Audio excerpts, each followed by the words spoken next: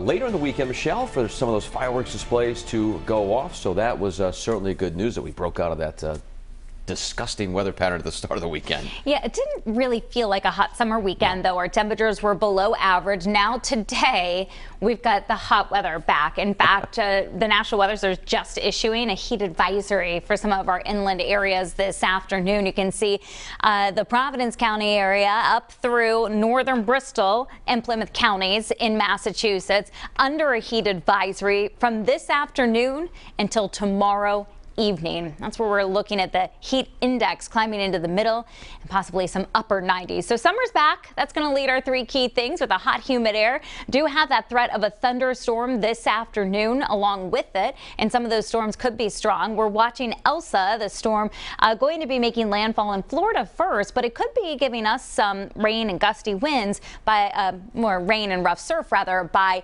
the end of the work week. And then next weekend looks seasonably warm.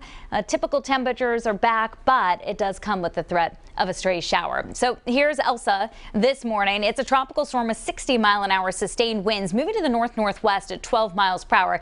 It'll move northward, kind of paralleling the west coast of Florida over the next day and a half before making landfall tomorrow. It looks like in the northwest part of the state. So we've already got some tropical storm warnings up for much of the Florida coastline. There's the track right now. So this is through 2 p.m. on Wednesday. You can see it making landfall during the day Wednesday and then racing up across the southeastern United States. So it'll be weakening when it's over land, but it could briefly re-strengthen as it makes its way past our area. Right now, that cone of uncertainty has it anywhere across New England to well south and east of our area. So impacts at this point would be mostly rain and rough surf. As we look at our live camera in Newport, bridge lit up in honor of Independence Day, the red, white, and blue. Thunderstorm on our local radar has been weakening, but some rumbles across Franklin and into Rentham, and that's going to be pushing south and east. That's a warm front coming through. Upper 60s to around 70 degrees. It's warm. It's humid out this morning. Mid to upper 60s for the dew points.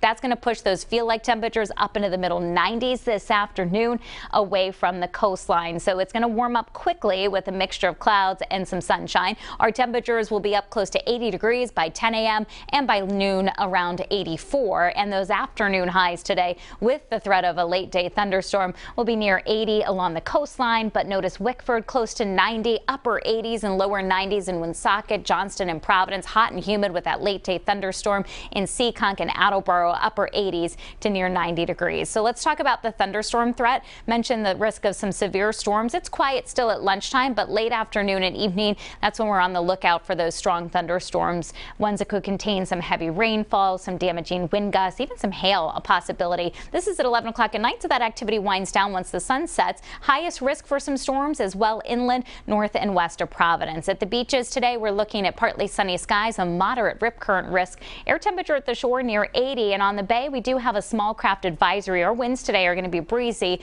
gusting to 25 knots. It stays warm and humid tomorrow. Highs back up near 90 again, then cooler on Thursday with the chance of showers. Watching Elsa for Friday. Again, could deliver some rain and some rough surf. And you can get the updated forecast at WPRI.com.